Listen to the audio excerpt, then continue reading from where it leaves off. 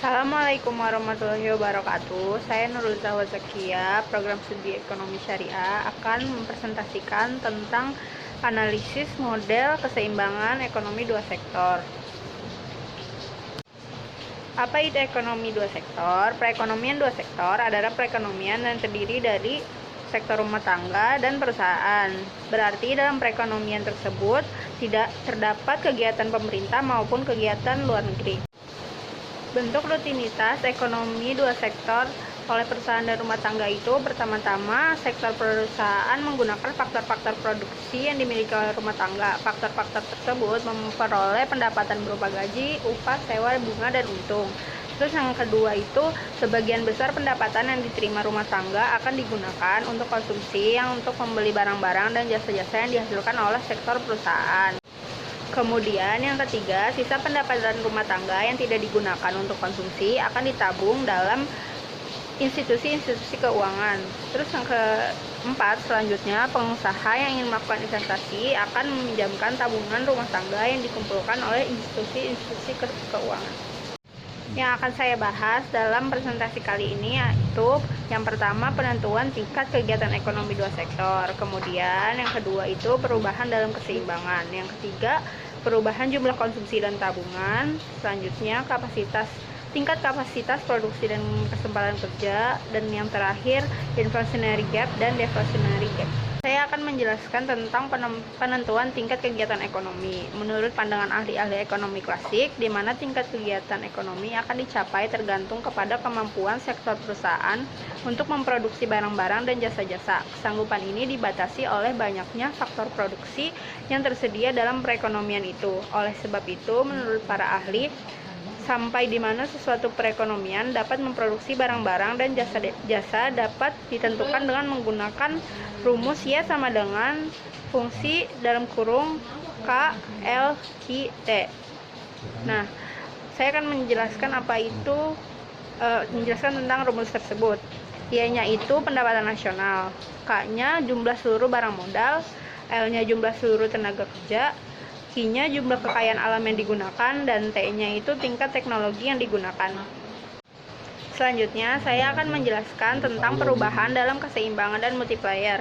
Keseimbangan perekonomian negara adalah suatu keadaan di mana perekonomian menjadi seimbang jika pendapatan nasional sama dengan pengeluaran agregat dan investasi sama dengan tabungan.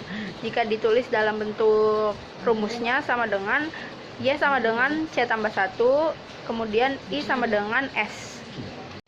Dalam ekonomi dua sektor, perubahan keseimbangan pendapatan nasional akan selalu mengalami perubahan karena proses multiplier investasi, di mana investasi tersebut menghasilkan berkali-kali lipat lagi atau multiply pendapatan nasional.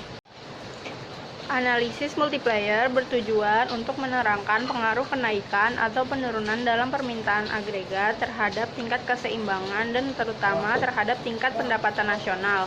Jika pada suatu ketika besar investasi tidak sama dengan besar tabungan, maka akan terjadilah ketidakseimbangan dalam perekonomian. Pendapatan nasional, pengeluaran konsumsi, dan juga tabungan berada dalam ketidakseimbangan. Kemudian saya akan menjelaskan tentang perubahan jumlah konsumsi dan tabungan.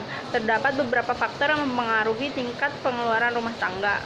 Hubungan antara pendapatan disposable, pengeluaran rumah tangga, dan tabungan sangat erat. Ciri-ciri dari hubungan tersebut, yang pertama itu ada pada pendapatan yang rendah, rumah tangga akan menutupnya dari tabungan, mengambil dari tabungan. Terus yang kedua itu kenaikan pendapatan, menaikkan pengeluaran konsumsi. Dan yang ketiga itu pada pendapatan yang tinggi, rumah tangga menabung. Kemudian yang keempat, saya akan menjelaskan tentang kapasitas produksi nasional dan kesempatan kerja. Kapasitas produksi nasional adalah besar kecilnya jumlah barang dan jasa-jasa yang dapat dihasilkan oleh suatu perekonomian tergantung pada besar kecilnya kapasitas produk nasional.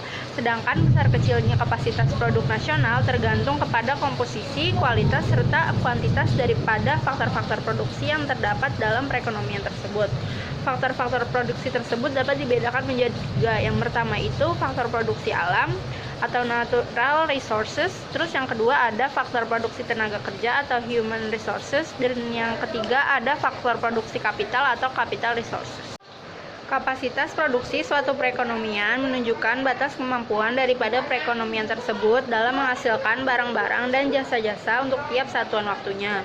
Kemampuan suatu perekonomian dalam menghasilkan barang-barang dan jasa-jasa tersebut kadang-kadang digunakan sepenuhnya, kadang-kadang tidak digunakan, atau sebagian dari kapasitas perekonomian menganggur atau tidak terpakai. Tingginya kapasitas produksi nasional yang dipergunakan disebut tingkat employment atau tingkat kesempatan kerja yang suatu ketika dalam keadaan full employment dan underemployment. Perekonomian dikatakan dalam keadaan overemployment apabila kapasitas produksi nasional sudah dalam penggunaan penuh. Akan tetapi permintaan nasional akan barang dan jasa totalnya masih terus bertambah. Dalam keadaan seperti ini, jumlah produksi nasional tidak lagi bertambah dan umumnya mengalami perubahan atau pengalokasian kembali faktor-faktor produksi. Perekonomian yang mengalami overemployment menimbulkan inflasi. Seperti yang sudah saya kemukakan bahwa tingkat kesempatan kerja mungkin ada dalam keadaan full employment, underemployment, dan overemployment.